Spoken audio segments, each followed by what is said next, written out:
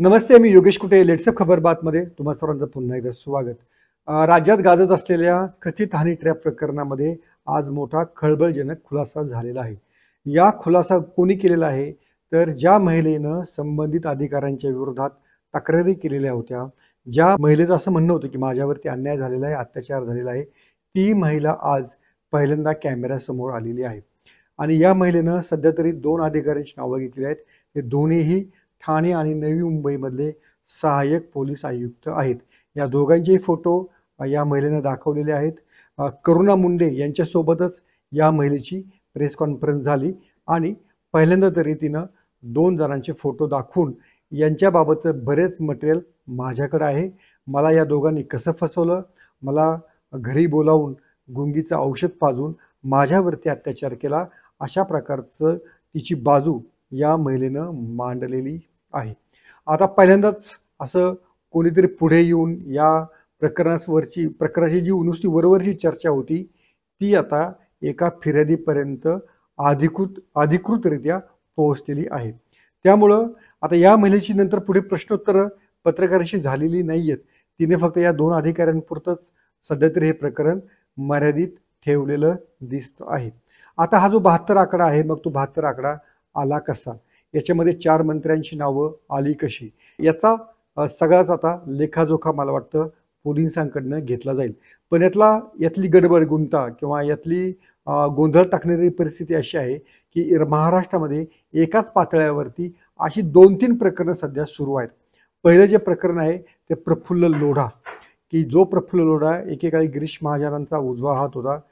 जो प्रफुल्ल लोढा वंचित बहुजन आघाडीचा उमेदवार ठरणार होता, ज्या प्रफुल्ल लोढाच्या भाजप प्रवेशासाठी खुद्द देवेंद्र फडणवीस उपस्थित होते, त्याच्यावरती आज 3रा गुन्हा दाखल झाल्याचं उघड झालेलं आहे. हा गुन्हा देखील लैंगिक अत्याचाराचाच गुन्हा आहे. एका महिलेला नोकरी लावतो म्हणून असा अत्याचार केल्याची त्या महिलेची तक्रार पुण्यामध्ये नोंदवून घेण्यात आलेली आहे.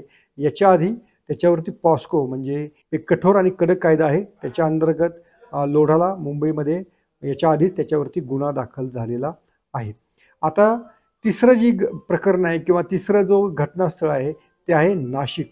त्यामुळं लोढा हा जामनेरचा, ही जी महिला आहे ही आहे ठाण्यामधली, आणि तिसरं जे आहे ते नाशिकमधलं एका हॉटेलमधलं प्रकरण, की ज्या हॉटेलचा मालक काल तुम्हाला मी सांगितलं होतं की तो सध्या परदेशात गेल्याचं बोललं जात आहे.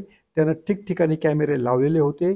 काही महिलांना बोलावून आणि त्यांना काही अधिकाऱ्यांशी, मंत्र्यांशी त्यांच्या भेटी घडून त्यांच्या नको त्या संबंधाचं चित्रण या हॉटेलवाल्याकडं आहे. हे तिसरं प्रकरण आहे. त्यामुळं आता मग अनेकांचं असं वाटतं आहे की या तिघांचा एकमेकाशी काही संबंध आहे का. जी नाशिकमधली घटना घडलेली आहे की ज्या महिला नाशिकमधल्या हॉटेलमध्ये अनेक अधिकाऱ्यांसोबत किंवा मंत्र्यांसोबत सापडल्या, त्याचा ठाण्याशी काही संबंध आहे का. पण आता तरी त्या पद्धतीने कोणी ठामपणे बोलत नाहीये. याच्या आधी पण एक प्रकरण असं घडलेलं होतं की जे IPS अधिकाऱ्यासंदर्भात होतं आणि त्या IPS अधिकाऱ्याच्या विरोधात देखील लैंगिक अत्याचाराची तक्रार आलेली होती. ती तक्रार ठाणे पोलिसांनी ही सेटलमेंट झाल्याचं सांगून निकालात काढलेली होती. त्यामुळं हे चौथं देखील प्रकरण या सगळ्या गोंधळामध्ये पुन्हा उघड झालेलं आहे. आजच्या त्या महिलेचे जे महत्त्वाचे दावे होते ते दावे असे होते की जो कोणी एक ACP आहे त्या ACPची त्याची म्हणे जिममध्ये ओळख झाली. जिममध्ये ओळख झाल्यानंतर त्यांचं मेसेजिंग झालं. मेसेजिंग झाल्यानंतर त्या ACPनं तिला पत्नीच्या फोनवरून फोन केल्याचं दाखवलं.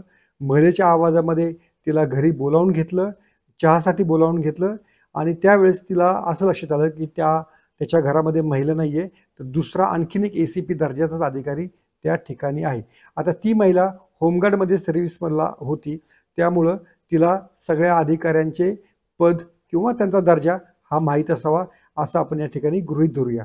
आणि तिच्या म्हणण्यानुसार तिला जेव्हा त्या ACPच्या घरामध्ये चहा दिला तेव्हा त्या चहामध्ये गुंगीचं औषध टाकलेलं होतं आणि त्याचवेळी त्या 2 ACPनी तिच्यावरती अत्याचार केला. आणि या तिच्या फिर्यादीची दखल कोणीही घेत नाही, अशी खरं तर तिची मूळची तक्रार आहे. आता पोलिसांचं म्हणणं थोडंसं वेगळं आहे आणि व्हर्जन देखील थोडंसं वेगळं आहे.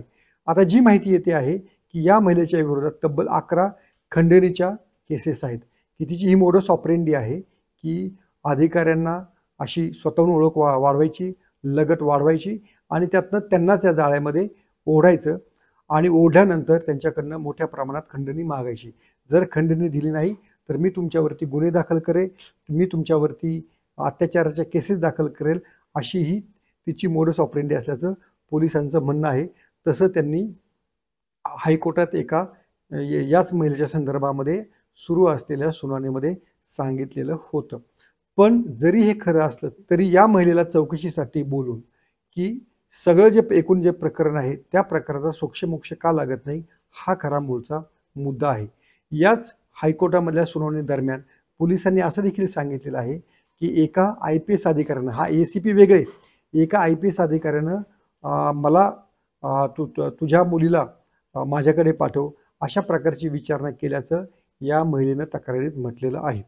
त्यामुळं मग या प्रकाराची तरी चौकशी का होत नाहीये. आणि दुसरी गोष्ट अशी महत्त्वाची होती की मुख्यमंत्री देवेंद्र फडणवीस यांनी भर विधानसभेत सांगितलेलं होतं काही हानी नाहीये, काही ट्रॅप नाहीये, असं काही घडलेलंच नाहीये. असं काही घडलेलं नाही तर या 2 ACPची नावं ही महिला जाहीरपणानं आणि अगदी सर्व 100 कॅमेऱ्यासमोर सांगत आहे. याचा अर्थ काही ना काहीतरी घडलेलं आहे, एवढं मात्र नक्की. त्यामुळं या महिलेची खरं तर व्यवस्थित चौकशी करून तिच्या संपर्कात कोण कोण आलेले आहेत आणि तिच्याकडे काय काय मुद्देमाल आहे हा याचं देखील खरं तर तपासणी करायला हवी आहे. आता प्रत्यक्षामध्ये पुढे काही घडत नाहीये. आता या 2 अधिकाऱ्यांची नावं तिने जाहीर केल्यानंतर त्यांच्यावरती गुन्हा दाखल होणार की नाही हे आता आपल्याला पाहावं लागेल. आता दुसरं जे प्रकरण आहे ते लोढाचं. लोढाला सातत्याने तिसरा गुन्हा दाखल होतो आहे आणि जो व्यक्ती नेत्यांच्या इतक्या जवळ होता त्याच्यावर असे अचानक गुन्हे दाखल का होऊ लागले, हा देखील खरं तर संशय याचा भाग आहे. लोढाकडे असं कोणतं गुपित आहे की ज्या गुपितामुळं त्याच्या विरोधात इतके गुन्हे दाखल होत आहेत. याबाबत मंत्री गिरीश महाजन यांच्यावरती एकनाथ खडसे यांनी जाहीरपणे आरोप केलेला होता की या लोढाकडेच काही मंत्र्यांच्या CD आहेत, काही नेत्यांच्या CD आहेत आणि या CD शोधण्यासाठीच या लोढाला सध्या राज्यभर फिरवलं जात आहे, त्याला पोलिसांच्या ताब्यामध्ये ठेवलं जात आहे. त्यानं त्या CD कुठे लपवलेल्या आहेत त्याचा तपास केला जात आहे. त्यामुळे ही महिला देखील पोलिसांकडे चौकशीसाठी यायला तयार आहे आणि लोढा देखील हा पोलिसांकडे आहे. पण त्यांच्याकडनं मुद्देमाल किंवा त्यांच्याकडनं त्या CDs ते फुटेज दाखल केल्यानंतर पोलीस काय करणार हा खरं पुढचा प्रश्न आहे. ज्याच्यामध्ये अशा अधिकाऱ्यांनी जर खरोखर अत्याचार केले असतील, असे मंत्र्यांनी जर खरोखरीच हनी ट्रॅपमध्ये अडकून जर काही वेगळे गैरप्रकार केले असतील तर त्याचा शोध घ्यायला हवा. यातली एक बाब स्पष्ट झालेली आहे की धुडकावून लावावं असं काही हे प्रकरण नाही, एवढं मात्र निश्चित. तिसरा आणखीन जो महत्त्वाचा मुद्दा आहे की याच्यामध्ये त्या हॉटेल मालकाचा रोल जो काय आहे तो त्याबद्दल पोलीस अजूनही काही बोलत नाहीत. त्याचा रूम जो किंवा त्याचं जे हॉटेलमधले अशा अनेक रूम्स आहेत की ज्या पोलिसांनी सील केल्याचं सांगण्यात येत आहे. पण प्रत्यक्षामध्ये अशी कोणतीही काय म्हणूया की घटना किंवा त्याचं रिपोर्टिंग पोलिसांकडे नसल्यामुळे मला वाटतं पोलीस याबाबत ऑफिशियली बोलत नाहीत. आता माध्यमांमध्ये काय चर्चा सुरू आहे हे मी तुम्हाला सांगतो. म्हणजे जी आता दबक्या आवाजामध्ये चर्चा काही दिवस होती की हनी ट्रॅप आहे, हनी ट्रॅप आहे, महिलेवरती अत्याचार झालेला आहे. त्याच्या पुढे जाऊन आता महिला पुढे आलेली आहे. तिने 2 अधिकाऱ्यांचं नाव देखील घेतलेलं आहे. आता माध्यमांमध्ये चर्चा अशी आहे की 4 अशा मंत्र्यांचे फुटेज हे काही मीडिया हाऊसेसकडे आहेत आणि त्यामुळं हे 4 मंत्री कोण आहेत याची खरं तर आता उत्सुकता आहे. आता हे जे फुटेज आहे हे फुटेज ही महिला फोडणार, करुणा मुंडे फोडणार की प्रफुल्ल लोढाचा कोणी विरोधक, प्रफुल्ल लोढा ज्याच्याकडे बरेच फुटेज आहे त्याचा कोणी समर्थक फोडणार का, अशा बऱ्याच गुंतागुंतीच्या आता केसेस सगळ्या सुरू झालेल्या आहेत. आता ही सगळी प्रकरणं इंडिव्हिज्युअल आहेत, इंटरकनेक्टेड आहेत. यातलेच आरोपी याच प्रकरणामध्ये आहेत का की वेगवेगळ्या पातळीवरती सगळं सुरू आहे याचा बोध होत नाहीत. हे मात्र आपल्याला प्रत्यक्षपणे दिसून येत आहे. सध्या तरी आरोप प्रत्यारोपच आत्तापर्यंत सुरू होते, पण त्यातला एक पहिला क्ल्यू या महिलेच्या निमित्तानं सुरू झालेला आहे. आता ही जी महिला आहे या महिलेची जर तक्रार घेतली तर मात्र बरंच मोठं भांड फुटू शकतं. 74 अधिकारी आहे असं म्हटलं जातं, त्यातल्या 2 अधिकाऱ्यांची नावं तरी आता पुढे आलेली आहेत. मात्र आपण आता अशी दक्षता घेऊ की जोपर्यंत त्यांच्यावरती गुन्हे दाखल होत नाहीत तोपर्यंत आपण अधिकृतरित्या त्यांची नावं न घेणं हे उत्तम राहू शकेल. तर पाहूया आता खरी कुठे सुरुवात झालेली आहे. एवढं मात्र निश्चित, आतापर्यंत हवेतच गप्पा होत्या. आता या महिलेनं जाहीरपणे पुढे येऊन, त्यातही करुणा मुंडे यांच्यासारख्या महिलेला सोबत घेऊन या प्रकरणाचा भांडाफोड केलेला आहे. या बघूया पुढे काय काय घडतं आहे आणि ही महिला खरोखरीच पुढे हे प्रकरण नेल का मध्येच काहीतरी या प्रकरणाला ब्रेक बसेल हे देखील आपल्याला पाहावं लागेल. तोपर्यंत अशा अपडेटसाठी पाहत राहा लेट्स अप मराठी. सोशल मीडियाच्या भाऊ गर्दीत विश्वासार्हतेने चकाकणारे नाव म्हणजे लेट्स अप मराठी. सगळ्यांना, सगळ्या नागरिकांना ती स्पीच, ती लेट्स अप वरील मुलाखती म्हणजे विचारांचा खजिना. त्यानंतरच्या निवडणुकीमध्ये मला सोडून गेले. बातम्या केवळ वस्तुस्थिती सांगणाऱ्या, न प्रोपगंडा, फक्त जनतेचा अजेंडा.